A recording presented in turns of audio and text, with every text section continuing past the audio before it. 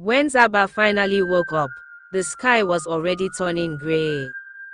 She rubbed her eyes, collected her bag, and continued her journey.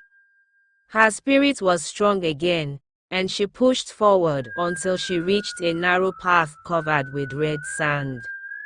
At the end of that path was a giant wooden gate, half broken, shaking like it was alive.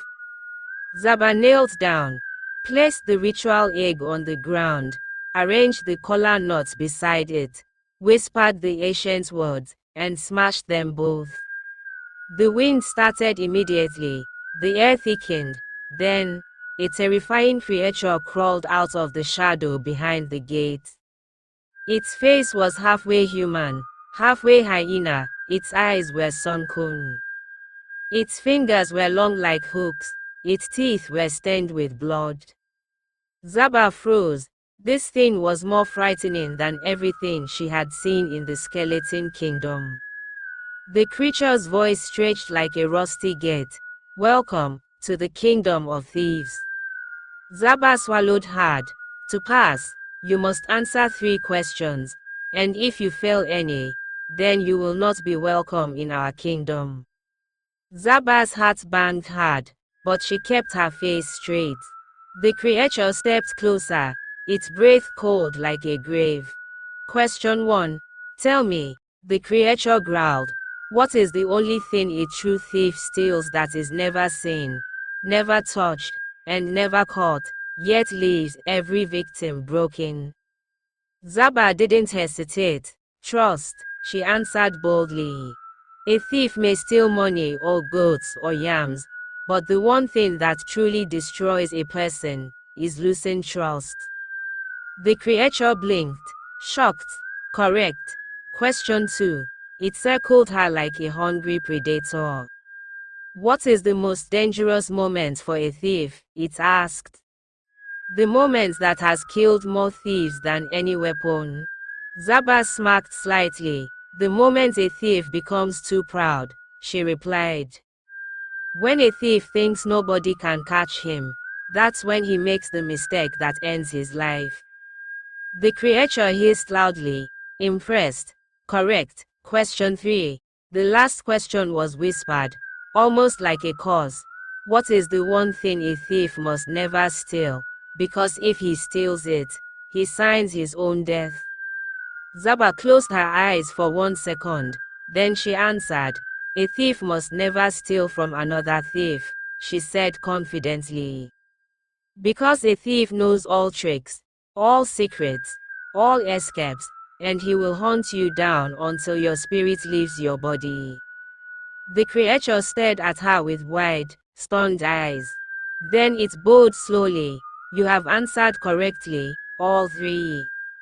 Its entire body began to crumble into grey dust.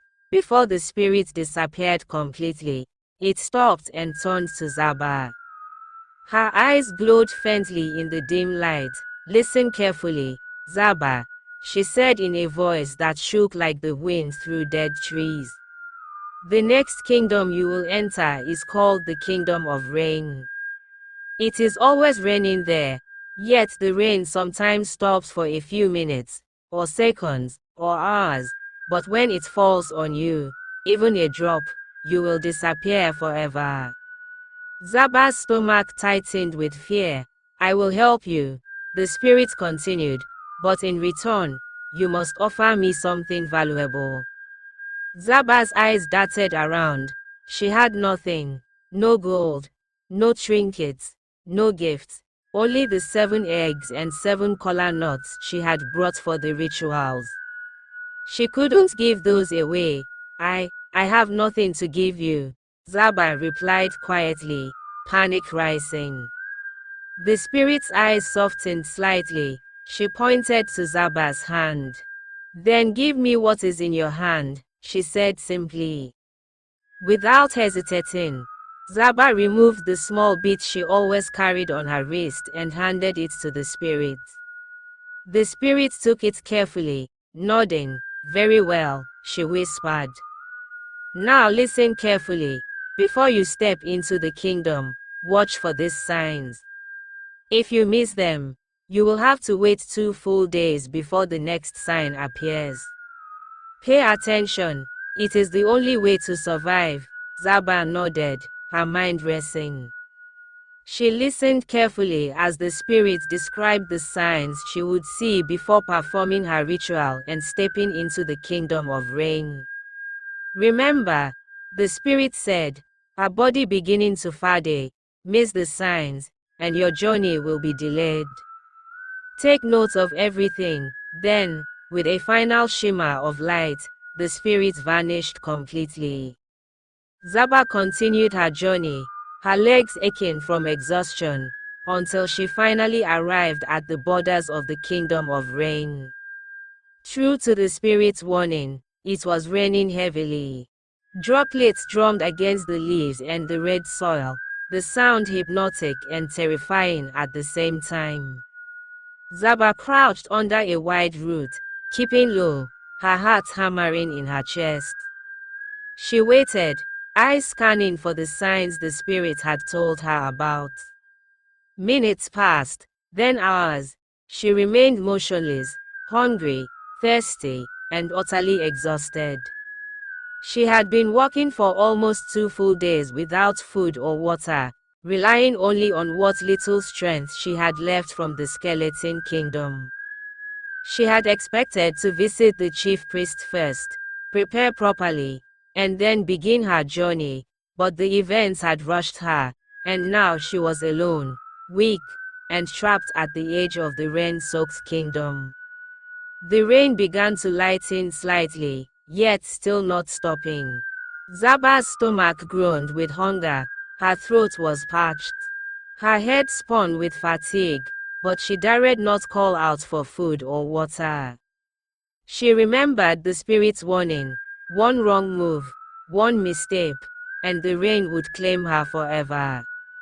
Zaba kept her eyes fixed, her body trembling in the cold, damp air, determined to see the sign before making her next move. She waited, and waited, until her hope began to die. Her eyes were heavy, her body was shaking, she had not eaten, not slept properly, and the cold rain-filled wind cut through her bones. She hugged herself, fighting hunger. Maybe the sign will never come, she whispered weakly. Just as she dropped her head in hopelessness, a sudden wind swept through the trees, circling her like a whispering spirit. The leaves trembled, the ground quivered, and then, the rain stopped. Just the way the thief spirit had described, Zaba's eyes widened. Without thinking, she began running. She ran with every strength left in her body. She sprinted across the muddy ground, her bare feet slipping, splashing, sliding, yet she refused to stop. Her heart hammered in her ears. Halfway through, her foot caught a hidden root, and she fell. Her knees hit the ground, pain shot through her legs. But she pushed herself up, gasping, and began running again. She ran even though her legs felt like they were no longer hers. She ran even though her vision was blurry. She ran even though her chest burned with fire. She ran because she knew, if the rain touched her, even one drop, she would disappear forever. She did not want that, because she is the only hope for their village. If she dies in this strange world, her village will perish forever. The sky darkened again, the wind changed, the clouds gathered. Zaba's breath broke. No, no, not now. The first growl of thunder echoed like a warning. She forced herself to run faster, but her strength was gone. Her body betrayed her, her legs buckled, she fell again, face first into the damp soil. And then, the rain began. Zaba screamed inside her chest. She called instinctively, waiting for death, waiting for the rain to swallow her.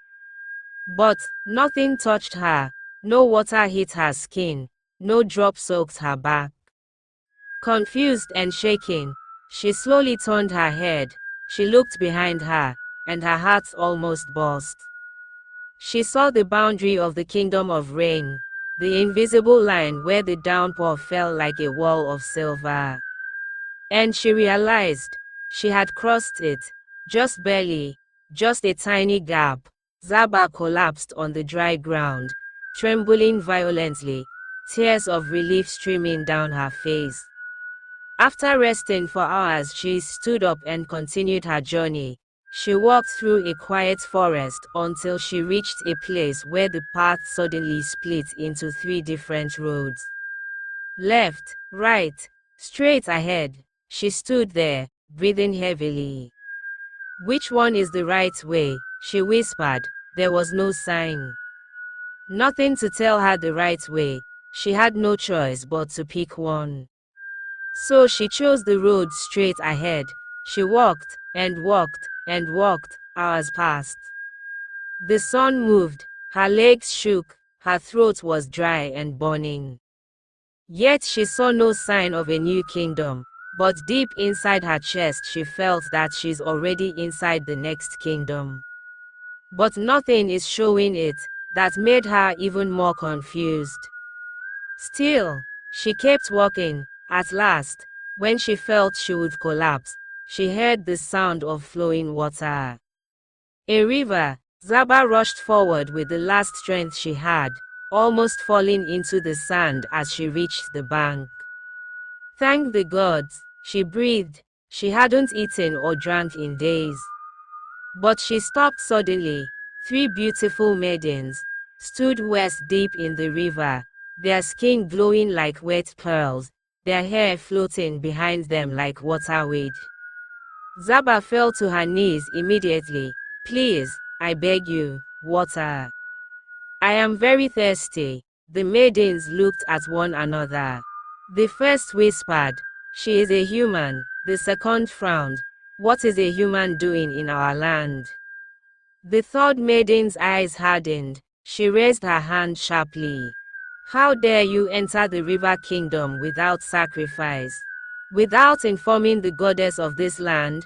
Do you wish to die?" Zaba quickly bowed her head to the ground and began pleading. "I didn't know I had already entered your kingdom. Please forgive me." She brought out the egg and kola nuts. "These are the sacrifices. Please, take them, let me drink water, and allow me to pass through this land to my destination." The maidens looked at the offering. The first one hissed softly, "We are 3.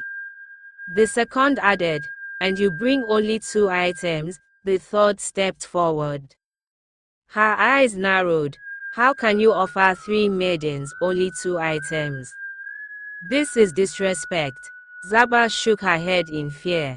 "Please, beautiful maidens, I only have these left. Accept them, please." The maidens whispered among themselves. Then the tallest one stepped forward. "Fine, you will give us these 2 items. But," her eyes turned sharp as blades, "before we allow you to drink water or pass our land, you must answer one question." Zaba swallowed. "If you answer wrongly," the second maiden said, "the ground beneath you will open, and you will fall to your death." Zaba froze, but she nodded. "I accept." The first maiden lifted her chin proudly and asked, "Among the 3 of us, who is the goddess of this land?" Zaba blinked. She looked at all 3 maidens. None wore a crown. None stood differently. None had sacred marks or jewelry. Nothing was visible. She had to use her mind, her eyes, and her wisdom. She studied them carefully. The first maiden's feet slightly touched the sand beneath the water, like she needed the ground for balance. The second maiden shivered from the cold water, just a little, like she wasn't truly part of it. But the third maiden, she stood effortlessly, as if the river itself carried her. The water flowed gently around her body, obeying her shape. Her reflection glowed brighter than the others, Even the small fishes circled her feet with quiet respect. Zaba lifted her finger, slowly, trembling, and pointed at the third maiden. She is the goddess. All three maidens widened their eyes. The goddess stepped out of the water, her wet gown trailing behind her like silver mist. Correct, she said softly, but how did you know? Zaba bowed deeply. The goddess of a river does not struggle with the river, Zaba replied. The water listens to her. You did not shake. The fishes honored you. The river itself respected your presence. A slow smile spread across the goddess's face. Well spoken, human Zaba. The sand beneath Zaba stopped trembling. The danger faded like smoke in the wind. You may drink water, the goddess said. And you may pass through our land. The three maidens bowed slightly, and vanished like mist dissolving in sunlight. Zaba rushed to the river and drank deeply, tears of relief streaming down her face. When her strength returned, she stood up and continued her journey. Finally, Zaba arrived at the werewolf kingdom of Ulory. What her eyes saw made her stumble backward in terror. Wild animals, large, fierce, towering beasts with glowing eyes and sharp fangs. They prowled around like living shadows. For a moment, Zaba's legs weakened. If she had any option to return home, if there was even a small path to escape, she would have taken it. But she whispered to herself, I have come too far. I must return with the calabash, no matter what happens. She stepped forward and performed her last sacrifice. She knelt and called on the gods of her forefathers, the same gods who sent her on this journey. She told them she had reached her destination. She begged them to protect her now, because this was the moment she needed them the most. When she finished praying to her gods, she also called upon the gods of Ulory, explaining that she came in peace and desired to live in peace. But as soon as she stepped into the kingdom, a loud, chilling cry exploded through the air. The howls of many werewolves echoed across the land, screaming, growling, calling to one another. Zaba froze. How could she walk among these beasts? Would they even understand her pleas? She looked up to the sky and whispered, Gods, show me a way forward. But when she lowered her eyes, she realized she was already surrounded. Werewolves circled her, teeth bared, saliva dripping, eyes shining with hunger. They stepped closer, slowly, like predators approaching a delicious meal. Zaba's heart slammed against her chest. She knew death was only a breath away. One werewolf stepped closest and lowered its head to sniff her. The others froze. Before Zaba could understand what was happening, the werewolf's body began to twist, bones cracking, fur dissolving, shape shrinking, and suddenly, a beautiful young woman stood where the beast had been. One after another, the other werewolves around her transformed into humans, half dressed in fur, eyes glowing with supernatural power.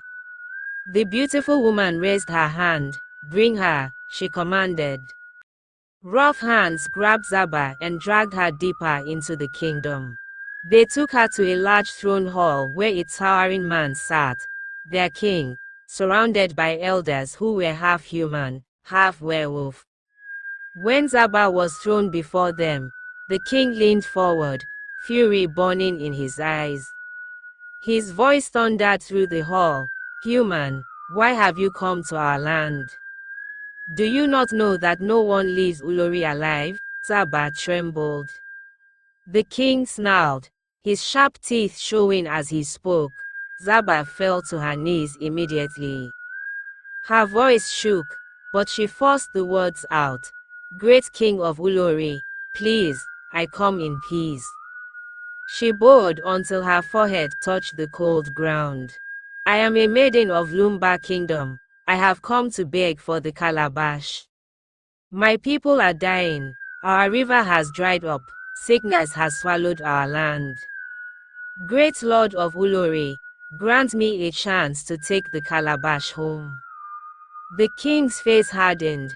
His claws dug into the arm of his throne. He roared, "Your clan killed the queen of Ulory, and you dare come to my land to retrieve your kingdom's Calabash." His voice thundered through the hall, "No, I will not release it." Zaba's heart pounded. She raised her shaking hands. "Great king, please temper justice with mercy, your majesty. Our king was only hunting. He thought she was only an animal. Please, mighty ruler, show mercy." But the king only grew more furious. Zaba pleaded again. And again, and again. She used every gentle word she knew. Every respectful plead she had learned since childhood. But the king's face remained stone. Then he leaned forward, eyes glowing dangerously. "If you want the Calabash, you must complete 2 tasks." Zaba lifted her head slowly. The king continued, "First, you will fight 3 of my werewolves. If you win, you will receive the second task. If you succeed again, you will take the Calabash and leave this land unharmed." He paused. "But if you fail, you already know your fate." Zaba's voice cracked. "Great king, I cannot fight them. I am only a mere human. I have no power, no strength." She bowed again. "Please, give me an easier task." The king slammed a clawed fist onto his throne. "If you refuse, then I will kill you now. Werewolf, end her." A massive werewolf stepped forward, teeth bared, ready to tear her apart. Zaba cried out, I accept the challenge." Deep inside, she knew she couldn't win, but she chose to fight until her last breath. She would rather die trying than accept defeat. The king leaned back and nodded. "Let the fight begin." 3 werewolves stepped into the cycle. Before Zaba could even prepare, they attacked. They beat her mercilessly. Their claws tore her wrappers, her skin burned with pain. Her eyes swelled, blood trickled down her arm. She fell again and again. Zaba collapsed to the ground, barely breathing. 1 werewolf stepped closer, claws lifted, ready to finish her. But then, a sudden burst of light swallowed Zaba. Her eyes began to glow. Her skin shimmered. A strange power surged through her veins, filling her bones with strength she had never known. She rose, slowly, powerfully. The werewolves charged again, but this time, Zaba fought back. She moved like lightning. She dodged blows she could not see before.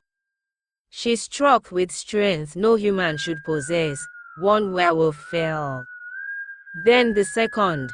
Then the third. Zaba lifted her arm to deliver the final strike, but she stopped herself. Breathing heavily, shaking from pain and power, she turned to the king. Her voice cracked with frustration, anger, pain, and desperation. "I came here in peace. My people are dying. Show mercy." Tears streamed down her bruised face. "Yes, my clan wronged you, but it was a mistake. Any hunter would have thought she was just an animal. He regrets it deeply. It was not wickedness, just tragedy." Zaba placed her hands on the ground and bowed deeply. "Please, do not give me any more tests. Just hand me the Calabash. Let me leave. My people need it." But the king rose from his throne, his eyes burning like molten gold. "I am the great king of Ulory," he growled. "When I decree a thing, I stand by it." His voice shook the hall. He pointed toward a dark, mysterious bush path. "Your second task, go through that bush path. There, you will find a glowing tree. At its base lie 3 calabashes, identical in size, height, and color. His claws twitched as he spoke. Choose yours, but if you choose wrongly, you will die. And if you choose right, you will find yourself in your kingdom. Zaba bowed weakly, still trembling from the fight. I obey, great king, and she rushed toward the path. The bush path was thick, dark, and strangely silent. But ahead, a soft glow pulsed like a heartbeat. There it was, a magnificent glowing tree, its light blue and silver, its leaves humming like spirits whispering ancient songs. At its roots lay 3 calabashes, identical, perfectly identical. Same shape, same size, same color. Zaba knelt before them. She remembered every kingdom she passed, every pain, every sacrifice. Then, she closed her eyes. Spirit of my forefathers, guide me. A gentle wind brushed her left hand. She opened her eyes. Her hand rested on the middle calabash. Her heart pounded. This is mine. She lifted it. Suddenly, the ground cracked. Blue light burst around her. The tree vanished. The forest dissolved. Zaba screamed, and then everything turned white. When the light faded, Zaba opened her eyes and gasped. She was kneeling in the shrine of the chief priest in her own village. Holding the calabash, the chief priest was already standing before her, his eyes full of awe. It is done, he whispered. The prophecy is fulfilled. He beat his sacred staff on the ground. Messages spread quickly across the kingdom. The king arrived. The cabinet members arrived. The villagers, sick and healthy, rushed to the shrine entrance. Everyone watched in silence. The chief priest lifted the calabash high and chanted the cleansing ritual. He placed it gently where it belonged. The ground trembled. A soft wind rose, and then, fresh, pure, life-giving water burst from the earth and raced through the dry riverbed. Children screamed with joy, women cried, men raised their hands to the sky. The sick stood up, healed, crops began to bloom before their eyes. The land breathed again. The chief priest turned to the crowd. Zaba was a thief only because of her calling. Now that the prophecy is fulfilled, she will never steal again. Zaba bowed her head, tears streaming down her face. The king of Lumba stepped forward, moved by her bravery. He raised his staff. Zaba, daughter of our land, you have conquered 7 kingdoms. You have saved us all. He placed a decorated cloth on her shoulders. From today henceforth, you shall bear the title, Guardian of the Calabash. The villagers erupted in celebration. They lifted Zaba high and danced around her. For the first time in her life, she felt truly seen, truly valued, truly free. And from that day, the waters flowed, the crops flourished, sickness fled, the land blossomed, the people rejoiced, and Zaba lived among them as a symbol of courage, wisdom, and destiny fulfilled. From that day on, she never took what did not belong to her. The kingdom prospered, and they all lived happily ever after.